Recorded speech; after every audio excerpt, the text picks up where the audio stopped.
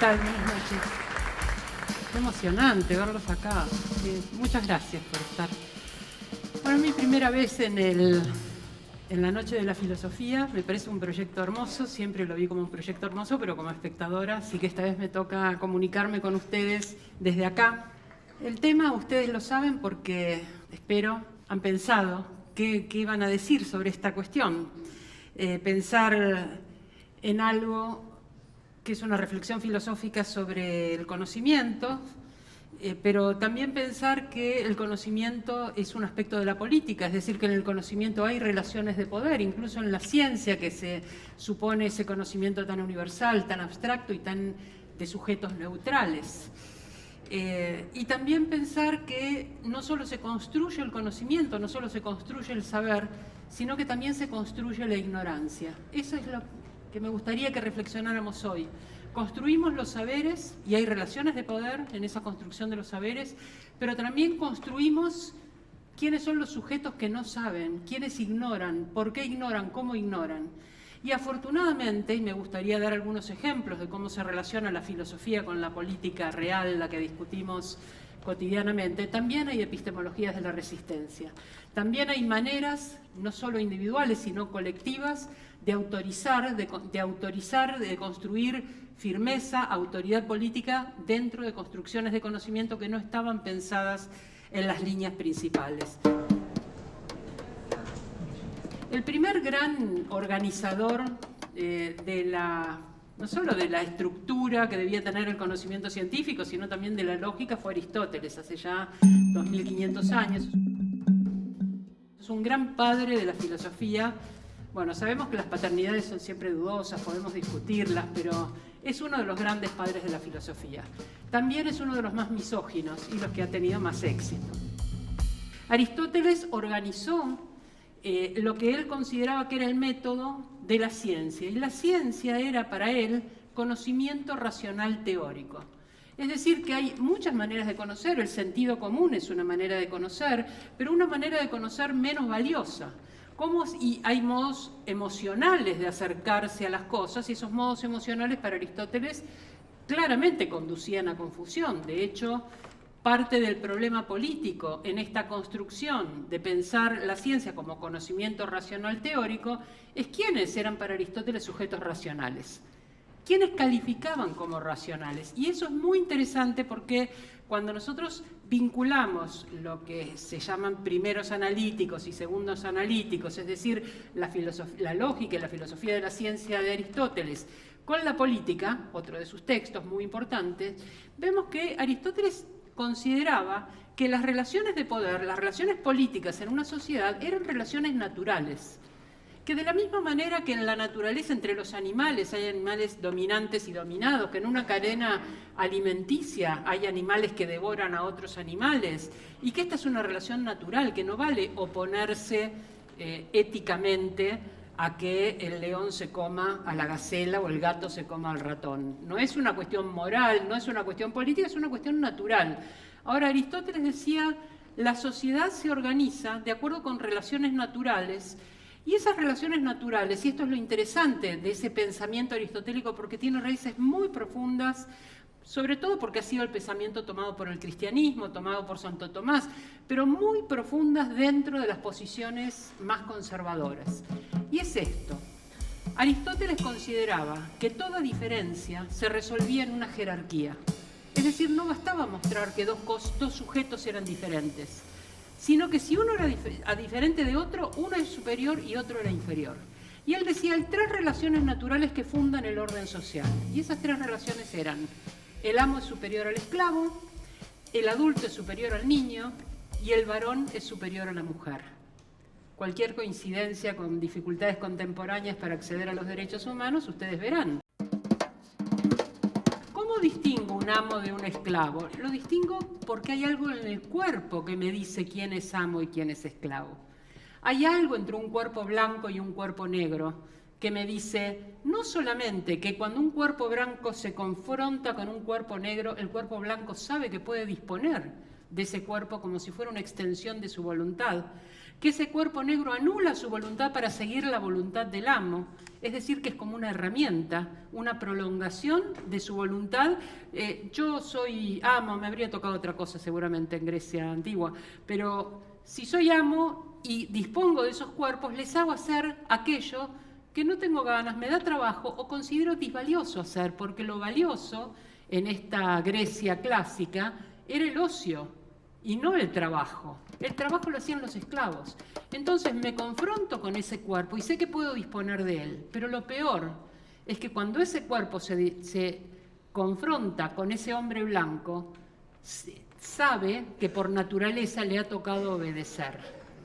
Y ese es el aspecto en el cual, cuando naturalizamos una relación de poder, cuando la transformamos en una jerarquía que tiene que ver con los cuerpos, y vale para todo racismo y para toda discriminación étnica, cuando transformo esa relación, ese valor en una jerarquía natural, ese cuerpo, por ser como es, algo de lo que no puede escapar, obedece a un cuerpo que se supone mayor, porque más poderoso, porque esa cultura avala esa relación de poder. Entonces el amo es superior al esclavo, el adulto al niño. Todavía estamos discutiendo, a pesar de la Convención por los Derechos del Niño, en qué momento los niños o los adolescentes o las adolescentes tienen suficiente criterio como para poder ejercer un derecho, o contraparte, cuánto tiempo tienen que estar bajo la tutela de los adultos. No bajo el cuidado y la protección, sino para un cuidado y una protección que se toma como precio a la autonomía. Eso es la tutela. Y la tercera relación era el varón es superior a la mujer. Es decir, si hay cuerpos sexuados, el cuerpo masculino no es solo diferente del femenino, es superior y por lo tanto en la naturaleza de uno está mandar y en la de otro obedecer, decía Aristóteles. Entre estos dos cuerpos, amo-esclavo, adulto-niño, varón-mujer, no puede haber ni igualdad en el plano ético ni amistad en el plano político. Esa democracia griega que nos han enseñado que era universal para un universo muy chiquito. Era universal para quienes ya eran ciudadanos. ¿Y quiénes eran los ciudadanos? Los que compartían las tres condiciones de superioridad. Eran blancos, eran amos, blancos y ricos, eran varones y eran adultos. Ese sujeto hegemónico recibía en Grecia el nombre de andrós. Era el único sujeto capaz de ciudadanía, el único que tenía ocio, el único que podía participar en el espacio del ágora, mientras, como decía Aristóteles, todo hombre tiene un esclavo que lo sirve y una mujer que lo reproduce. Es decir, que aquello que no tenía cualidad de ciudadanía eran pertenencias, propiedades, pero en el sentido patrimonial de ese hombre adulto, blanco y propietario. Por eso hablamos en el feminismo no solamente de cuestiones de machismo o de discriminación de género, hablamos de androcentrismo. Androcentrismo es esta posición del andrós. Entonces, la idea de la ciencia como conocimiento racional teórico era la idea de un ámbito de saber que solo era accesible y solo podían construirlo ciertos sujetos, justamente el andrós, justo los sujetos privilegiados, justo los que tenían poder político y poder económico. Ellos construían el saber legítimo. Los otros saberes, las otras construcciones, ocurrían dos cosas. Por un lado, que no iban a ser aceptadas como legítimas porque no eran racionales. Y por otro lado, esos sujetos descalificados de la racionalidad no es que no tenían capacidades, pero tenían unas capacidades a las que no se les concedía ningún valor, ningún interés. Por ejemplo, para Aristóteles las mujeres eran excesivamente emocionales, pero la emoción no era un valor epistémico, un valor fiable para construir conocimiento. Entonces eso que podía ser un valor era algo despreciado. No solo se despreciaba a las mujeres si se les impedía acceder a la ciencia, se despreciaban aquellas cualidades restándoles valor epistémico, sacándolas de un lugar de autorización, incluso de aquellas cosas que les competían a estas personas.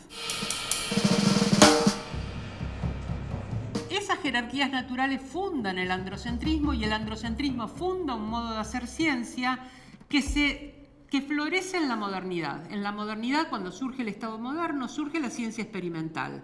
Podemos decir, bueno, pero esa ciencia experimental justamente rompe con la hegemonía aristotélico-tomista, la idea del conocimiento meramente como deducción, aparece la ciencia experimental y aparece la ciudadanía, aparece el Estado moderno.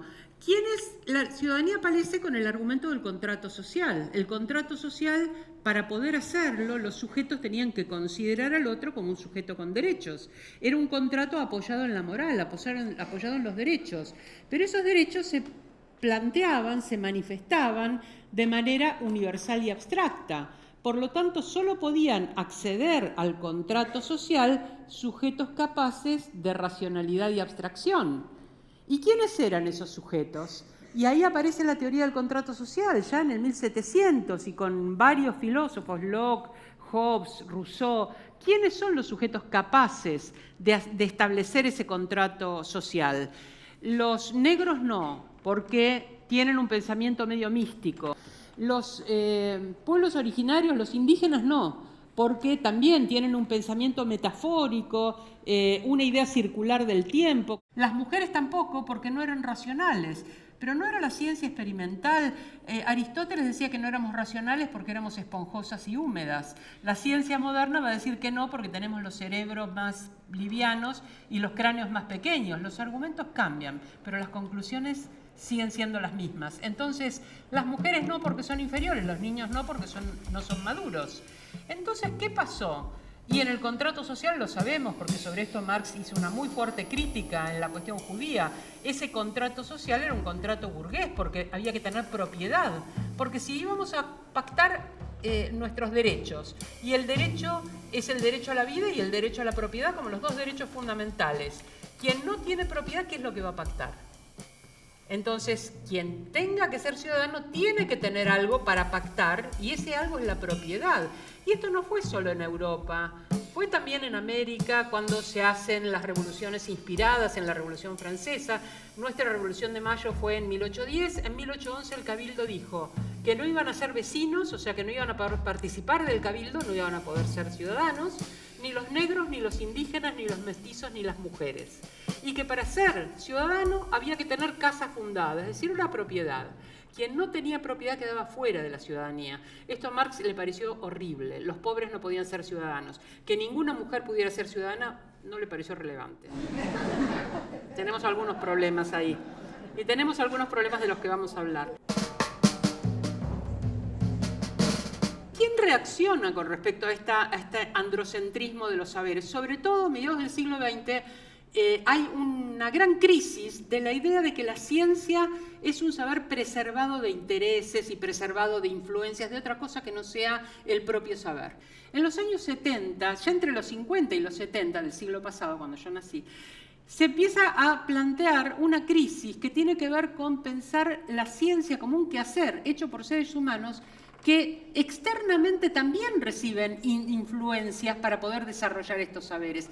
Hay un diálogo entonces entre una historia de la ciencia como una construcción donde no solo entra los propios saberes de la ciencia, sino la religión, la política, la economía. Si nosotros pensamos hoy en el fruto de 50 años de este tipo de reflexión, nos parece casi obvio que lo que investiga un laboratorio puede estar influido por lo que económicamente demanda una multinacional, o que determinado tipo de vacuna se va a sostener a pesar de que las bases empíricas no son muy fuertes porque interesa a determinadas formas políticas que quieren proteger una cierta práctica o nos quieren preservar del pan. Bueno, todas estas cosas son a esta altura casi sentido común, pero no lo fueron hasta la década del 70, en que aparece una crisis de ese saber científico, una permeabilidad, y aparece entonces una historia externalista de la ciencia, y aparece el feminismo tomando, entre otras críticas, la crítica de la producción de estos saberes. Una cosa bastante observable es que las universidades europeas se crean en el siglo XV y hasta el siglo XX no admiten mujeres, o los últimos años del siglo XIX. Es más, cuando se discutía, por ejemplo, en la Universidad de Boston, un biólogo, Edward Clark, le pidieron que evaluara si era deseable que se incluyeran mujeres en las universidades. Se empezó a discutir porque el feminismo no solamente era el feminismo sufragista, ese feminismo que decía queremos los mismos derechos, ¿por qué no vamos a votar? ¿Por qué no vamos a poder elegir? Eso que se nos había negado en la Revolución Francesa a fines del 1700, en el 1900 se demandaba fuertemente. Entonces se llega a fin de ese siglo con una fuerte demanda de saberes. Una de las primeras cosas que demandaron las feministas de esa primera ola en el 1700 fue el acceso al conocimiento. Era claro que ese acceso al conocimiento era la vía para después poder tener otro tipo de responsabilidades y de participación y para que la palabra fuera una palabra fundada y valiera. Entonces, uno de estos datos era cuando Edward Clarke le piden que haga esa evaluación, él lo hace como biólogo y de hecho edita un libro que se llama Sexo y Conocimiento y donde recomienda fuertemente no permitir que ingresen mujeres a la universidad. Él dice que el conocimiento de las mujeres se logra a un alto costo reproductivo, que es deseable que no ingresen mujeres a la universidad porque eso va a tener una influencia muy negativa demográfica, porque a medida que las mujeres acumulan conocimiento lógico y matemático, el cerebro se agranda y los ovarios se encogen. El señor era un sabio, consulto de la Universidad de Boston, y en realidad me quedé pensando en esto porque cuando uno analiza las estadísticas entre grados de conocimiento y cantidad de hijos, a mayor grado de educación, menor cantidad de hijos. A lo mejor Edward Clarke tenía una intuición y tendríamos que investigarla, ¿no? Pero entonces la epistemología feminista, por un lado, va a pensar qué figuras hubo en la ciencia a las que no se les dio crédito, por otro lado va a tratar de insistir para que las mujeres también sean aceptadas como sujetos productores de conocimiento. Sobre todo ese feminismo de los 70, que lo que pedía era igualdad, decía queremos acceder a esos lugares, a las universidades, a los laboratorios, esos lugares de producción de conocimiento genuino. Pero también producido ya una maduración y alcanzado ciertos grados académicos, donde las mujeres demostraron que podían aprender matemática, física, que sus ovarios están geniales y que de todas maneras podían manifestar su acceso al conocimiento abstracto si les daban la oportunidad y les daban los recursos para hacerlo. Una vez demostrado esto, comenzaron otro tipo de críticas que tenían que ver con dos aspectos que podríamos distinguir, la ciencia como proceso y la ciencia como producto. La ciencia como proceso son las comunidades científicas, cómo se construye el saber. Y allí hubo una crítica feminista. ¿Cuáles eran las cualidades habilitadas y cuáles no? ¿Qué inclusión se hacía de las mujeres? Lo que hoy llamaríamos segregación vertical, es decir, las mujeres están solo en la base, no acceden a los lugares de más responsabilidad o los lugares de poder. Segregación horizontal, las mujeres están en los bordes, en los lugares marginales, pero no en los lugares centrales donde se construyen hipótesis, donde se construye prestigio y poder en la construcción del saber genuino. El aspecto de la ciencia como proceso permite críticas de tipo sociológico, pero el punto de la crítica sociológica, fuera de la cuestión la cuestión ética, de la igualdad de oportunidades, digamos, de la ética distributiva, de lo justo que es que todas las personas tengamos acceso a los bienes de la humanidad, fuera de ese aspecto, es una cuestión sociológica y, si ustedes quieren, ética. El punto es, ¿estas presencias o ausencias impactan en el resultado? Y ahí tenemos la ciencia como producto. Y el asunto ahí entonces es revisar el saber científico y ver si en algún momento la ausencia de mujeres hizo sesgado ese conocimiento o dio ciertas cegueras a la producción de saberes que la presencia de mujeres quizás iluminaría. Entonces, pensar que los sujetos, no solo las mujeres, que otros sujetos que ingresaran a los saberes serían sujetos valiosos, si hemos expulsado por edad, por raza, por clase, por etnia, por sexo, pensar comunidades más diversas obviamente nos va a dar un conocimiento más fuerte, aún en el sentido de objetividad que la propia ciencia propone. Si hay relaciones de poder, hay política. Y si hay política, podemos analizarlas y también podemos cambiarlas. Entonces, una de las políticas de conocimiento no solo se trata de impedir el ingreso de estos sujetos a la ciencia, sino que se trata de negar que esos sujetos a los que se les impide ingresar tengan autoridad epistémica, tengan un conocimiento valioso que ofrecer. Y en esto se está estudiando en corrientes de lo que se llama epistemología de la ignorancia. ¿Cómo se construye la ignorancia? ¿Cómo se hace que ciertos sujetos que construyen explicaciones sobre el mundo sean despreciados como no relevantes? Ciertos problemas se consideren que no son dignos de ser atendidos por la ciencia. En esta epistemología de la ignorancia, una de las cosas que se hace es desautorizar el valor de la palabra. Y aquí quiero dar un ejemplo, porque voy a ir a cuestiones políticas contemporáneas un poco rapidito, si me permiten las analogías. Pensemos en el juicio de Marita Verón, esa mujer en Tucumán que fue secuestrada por redes de trata y que se enjuició hace 3 o 4 años a quienes habían sido sus captores. Hubo en el juicio, en primera instancia, 200 testimonios de mujeres que habían estado en prostíbulos encerradas con Marita Verón y dieron su testimonio en ese juicio. La justicia desechó todos estos testimonios porque provenían de prostitutas. ¿Cómo vamos a confiar en la palabra de una prostituta? Ahora, si queremos saber dónde estuvo encerrada Marita Verón, ¿le vamos a preguntar a los proxenetas? ¿Está más autorizada la palabra del proxeneta, que era, por supuesto, un buen ciudadano de Tucumán que hacía sus donaciones al gobierno tucumano, etcétera? Las mujeres hasta los años 60 no podíamos ser testigos en juicio porque nuestra palabra no valía. Quiere decir que el valor, y todavía ahora se duda del valor de la palabra de las mujeres y también del valor de las palabras de los niños y niñas. La idea de que cuando un niño denuncia abuso, en realidad miente, que hay algo que llaman síndrome de alienación parental, algo que no existe, pero que al ponerle la palabra síndrome se le da como una jerarquía en la justicia para decir, estos niños en realidad les metieron en la cabeza estas ideas, son ideas implantadas. Los niños no son capaces por sí mismos de producir estos testimonios. Entonces, restar valor a la experiencia en primera persona para imponer un discurso que se presume objetivo y por lo tanto no darle valor, no darle capacidad de ciudadanía a estos sujetos cuya palabra no cuenta. Otro ejemplo muy importante es el de las identidades trans. Antes de la ley de identidad de género, cuando una persona pedía un cambio de identidad, ese cambio de identidad se lo tenía que pedir a un juez que ponía peritos, un médico y un psiquiatra, que iban a decir si la persona tenía o no el género que decía tener. La ley de identidad de género hace lo que se llama un giro copernicano, lo que estaba como satélite pasa a estar en el centro y viceversa. Lo que se pone en el centro de la autoridad epistémica con la ley de identidad de género es la percepción subjetiva de la persona que porta la identidad. No importan los peritos, no tiene un saber más objetivo, más valioso un perito que la propia persona, de ninguna manera. El único testimonio que hace falta es la percepción de una persona sobre su propio género. Ese giro no es solamente un giro político en un sentido externo, es un giro epistémico. Esa persona va a ser la única autoridad en la construcción del conocimiento y del saber sobre el género.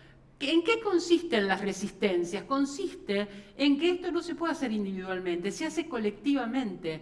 Que ese colectivo de la diversidad durante muchos años haya disputado este saber, haya disputado la autoridad sobre la propia identidad, da por resultado ese cambio, pero un cambio que ahora está admitido por el lenguaje central del derecho.